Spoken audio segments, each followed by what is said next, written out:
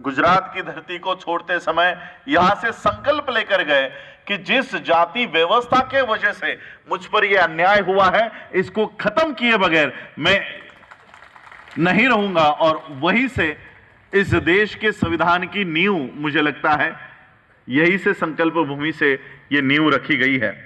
तो आज इसलिए मैं कहना चाह रहा था कि गुजरात का एक बहुत बड़ा रोल यहां पर रहा है। आज हम लोग संविधान का गौरव करने के लिए यहां पर इकट्ठा हुए हैं।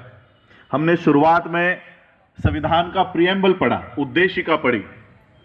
यह संविधान 11 सेशंस में यह संविधान बना।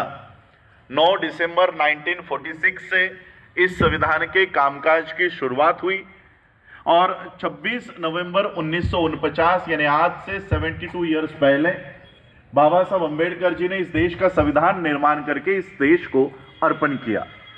इस देश के संविधान निर्माण करने के लिए 11 सेशंस का आयोजन किया गया और उन 11 सेशंस में से 6 सेशंस ये केवल प्रियम्बल के लिए है, उद्देशिका के लिए है कि संविधान का उद्देश्य क्या होगा। हम यहां पर इकट्ठा हुए हैं, 398 लोगों की यह संविधान सभा थी।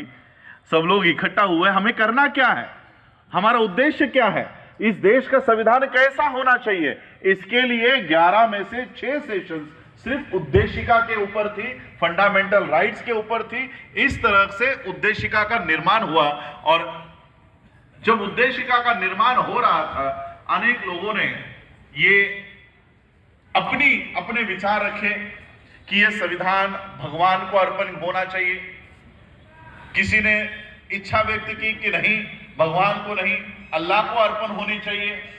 और तब बाबा साहब ने इस देश के संविधान को ना भगवान को, ना अल्लाह को, ना जीसस को, इस देश के संविधान को बाबा साहब अंबेडकर जी ने लोगों द्वारा लोगों को ही अर्पित किया।